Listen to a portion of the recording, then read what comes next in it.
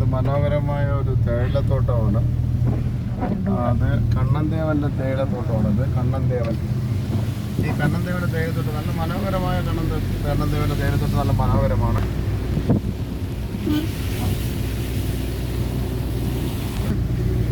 പഴയ മഞ്ഞൊക്കെയാണ്, എന്നാലും കൊള്ളാം. നല്ല കാണാനൊക്കെ നല്ല ഭംഗിയുള്ള സ്ഥലമാണ്. ഒന്ന് ഇറങ്ങി പിടിക്കാനൊന്നും കഴിയുന്നില്ല.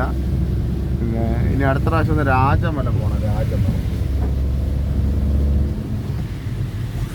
നാഷണൽ പാർക്ക് വരെ കണ്ട ആളൊന്നുമില്ല, വണ്ടിയൊന്നുമില്ല. ഇരവികുളം നാഷണൽ പാർക്കാണ് കേട്ടോ. മഴയൊക്കെ ആയതുകൊണ്ട് ഒരു വണ്ടിയില്ല. ഒരു എന്റെ പാൻറ്റിട്ട് കണ്ടു കഴിഞ്ഞാൽ എന്നെ അവർ ഒരുപോലെ.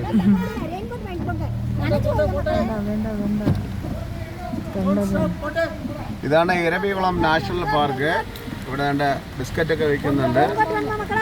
എന്തോ എന്നാ അത് റെയിൻകോട്ട് വേണ്ട.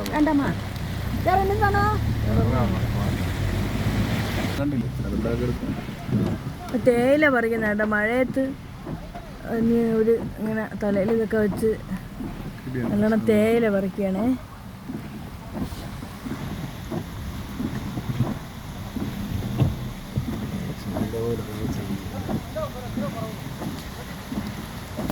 ഇത് കണ്ട അവർ പറിച്ചുകൊണ്ടിരിക്കുക.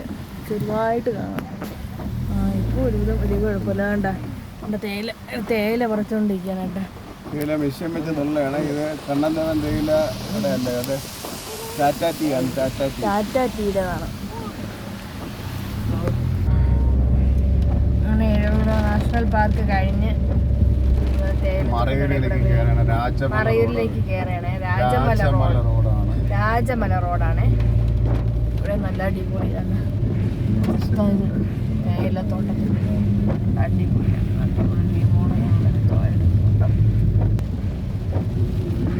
ചൂടിട്ടാ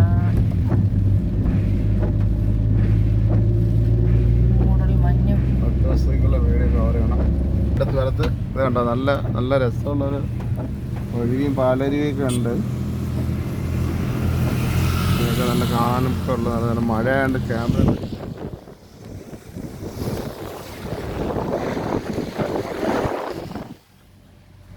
നല്ല മഴയാണ്. എന്നാലും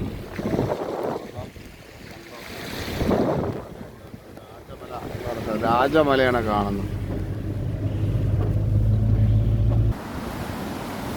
ഇത് നല്ല അടിപൊളി ജ്യൂസാണ് കേട്ടോ. നന്നായിട്ടുണ്ട്. നോക്കി അടിപൊളി കണ്ടാ. ആ വലിയ പാറയില്ലേ, അതാണ് രാജമല പാറ. ആ പാറയിൽ നിന്ന് ഇങ്ങനെ കണ്ട വെള്ളം അടിപൊളിയായിട്ട് ഒഴുകിയായിരുന്നു. ഇവിടെ അങ്ങനെ ആരും ഇറങ്ങണമെന്ന് കണ്ടില്ല. ഇവിടെ ഉള്ളവരൊക്കെ ഇറങ്ങി പോകുന്നുണ്ട്. അപ്പോൾ നല്ല അടിയൊഴുക്കൊക്കെ ഉള്ള പാറയും പാറക്കെട്ടും മറ്റുള്ള കാര്യങ്ങളൊക്കെ ഉള്ളതാണ്.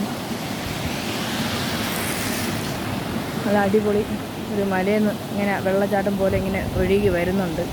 അത് കാണാൻ വലിയ ഭംഗിയാണ് കാണാനായിട്ട്. അതായത് വെള്ളം ഇങ്ങനെ ഒഴുകി വരുന്നത് കാണാൻ നല്ല ഭംഗി. അതിൻ്റെ സൗണ്ടും കേട്ടോ നമ്മൾ. നല്ല അടിപൊളി സൗണ്ടാണ്. അപ്പോൾ നമുക്കിനി ഇവിടെ നിന്ന് അടുത്ത സൈഡിലേക്ക് പോവാം. അടുത്ത് കണ്ണുക്കടുത്ത് നോക്കാം.